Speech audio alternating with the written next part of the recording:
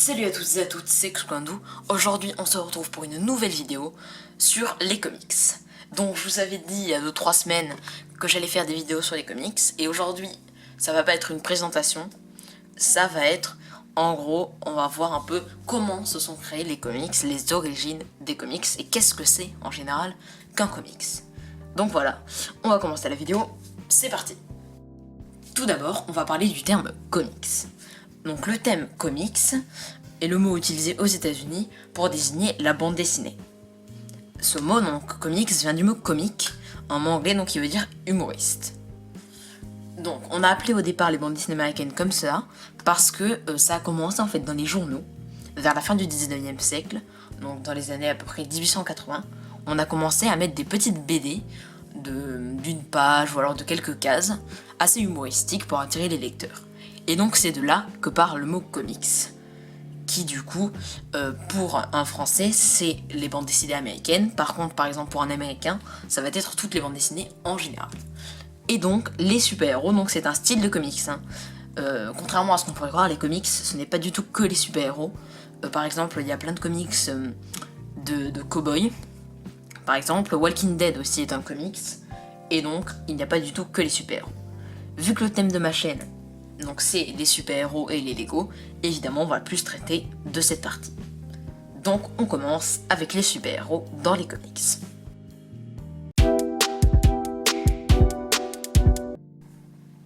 Le premier vrai super-héros qui apparaît dans les comics, ça va être Superman dans l'Action Comics numéro 1 en 1938, donc publié par DC Comics.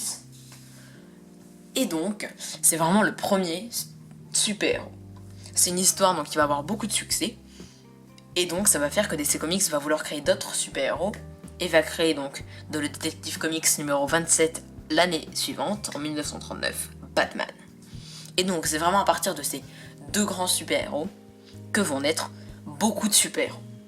Et donc on va tout de suite voir une frise avec pas mal de super-héros importants, mais aussi un événement très important dans l'univers des comics. On passe maintenant à la frise. Donc le premier super-héros qui est vraiment le précurseur des super-héros, ça va être Superman en 1938. Ensuite on a Batman en 1939. Et donc ça va être vraiment les deux premiers super-héros qui vont permettre à tous les autres super-héros d'être créés. Ensuite encore par DC Comics on a Flash qui sort en janvier 1940, puis Green Lantern en juillet 1940.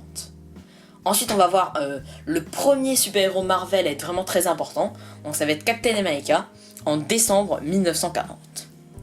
En 1941 sinon dans le DC Comics on va voir Wonder Woman. On va donc après avoir parlé de ces 4-5 super-héros, du Comics Code, donc c'est l'événement dont je vous avais parlé tout à l'heure.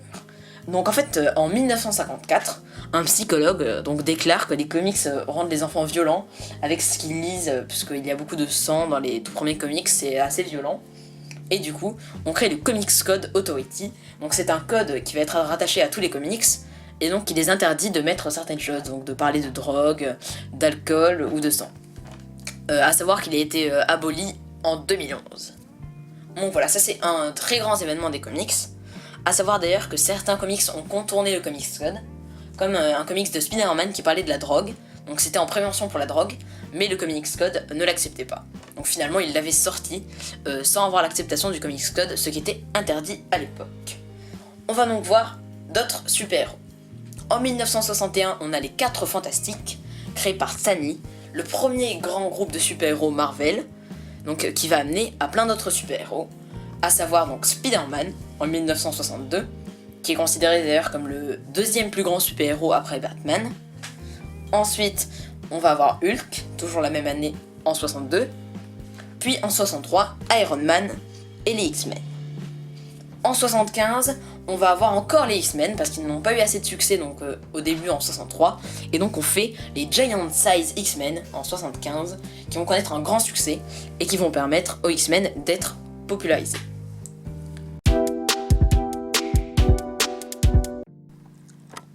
On passe donc aux éditeurs. Donc il y a 4 principaux éditeurs aux États-Unis de comics.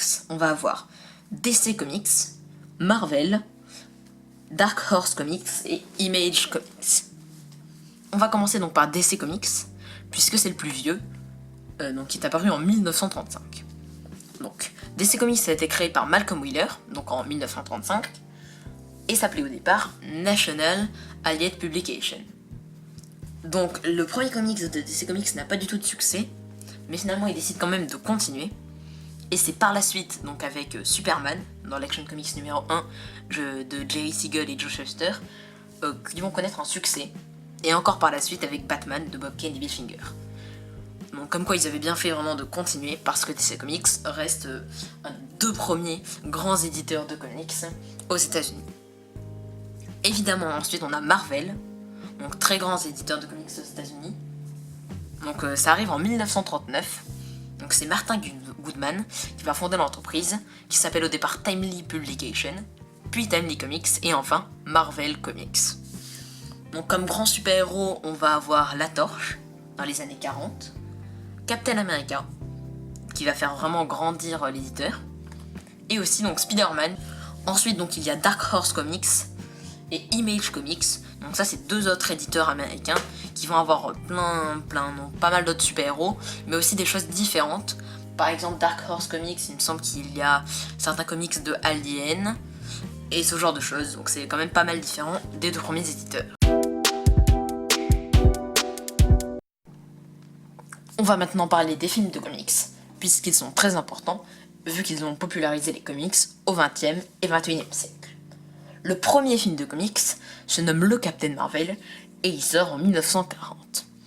Donc il ne connaît pas un très grand succès, comme les films en fait de cette époque qui vont sortir sur les comics. Ensuite on a des petits serials, donc c'est des petites séries. On va avoir un serial sur Batman, Captain America, Superman, mais ils vont pas rencontrer beaucoup de succès. Une petite anecdote, le serial de Batman, en fait c'est lui qui invente la Batcave, parce qu'elle n'existait pas au départ dans les comics, et donc elle va être reprise dans les comics quelques années plus tard. Ensuite, le grand film de super-héros de la fin des années 70, ça va être Superman, de Richard Donner, donc en 1978, qui connaît un grand succès, et donc qui popularise pas mal les super-héros. Ensuite, on a le célèbre Batman de Tim Burton en 1989, et donc sa suite, qui est Batman le défi en 92. Dans les années 90, on va avoir plein d'autres films de super-héros, comme par exemple Spawn et Blade, donc qui sont des films un peu plus sombres, mais qui ne vont pas rencontrer un grand succès. Là où les films de super-héros vont connaître un très grand succès, c'est au début des années 2000 avec X-Men, donc en 2000, et Spider-Man en 2002. Donc des films sur des super-héros Marvel adaptés par la Fox.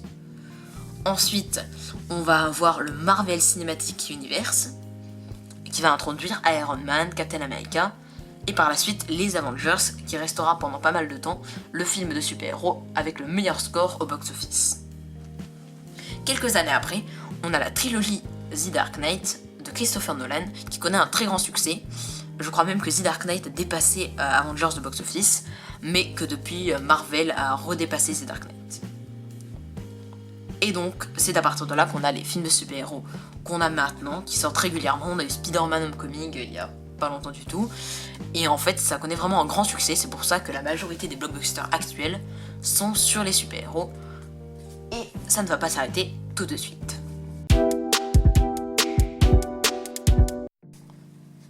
Le thème de ma chaîne étant les Lego et les super-héros, je me devais de parler des premiers Lego super-héros. Donc ils apparaissent en 2002 avec la sortie de Spider-Man.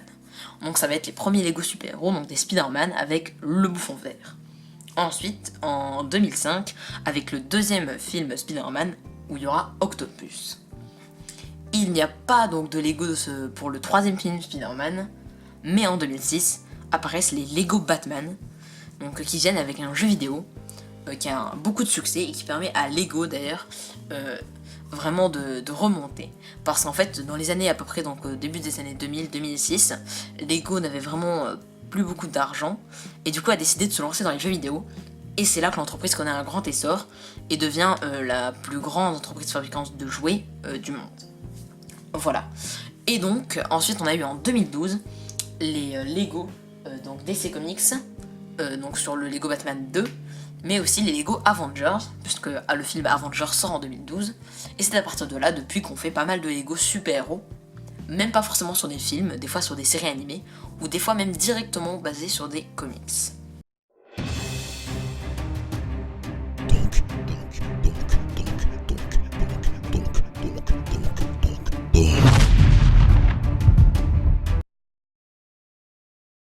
Cette vidéo touche à sa fin, j'espère qu'elle vous a plu, qu'elle vous a permis d'apprendre plus de choses sur les comics, un peu les bases. Sachez que je vais faire des vidéos spéciales sur plein de super-héros importants dans les comics. Elles sortiront beaucoup plus tard, je suis en train d'en faire une sur un super-héros, donc elle sortira dans pas mal de temps parce qu'en fait le montage est très compliqué. Donc cette vidéo aussi m'a pris pas mal de temps de montage. Et alors certains commentaires, ne vous inquiétez pas si je ne réponds pas à certains commentaires. C'est parce que là, en fait, en ce moment, je vais partir en vacances. Donc, je vais partir en vacances pendant quelques semaines. Et sinon, là, en ce moment, je pars en vacances de 3-4 jours. Voilà. Donc, j'espère que cette vidéo vous a plu. N'hésitez pas à liker si elle vous a plu, à disliker si elle ne vous a pas plu et à mettre en commentaire pour m'expliquer ce que je pourrais améliorer. Et sinon, n'hésitez pas à vous abonner. On se retrouve donc bientôt pour une prochaine vidéo. Ciao!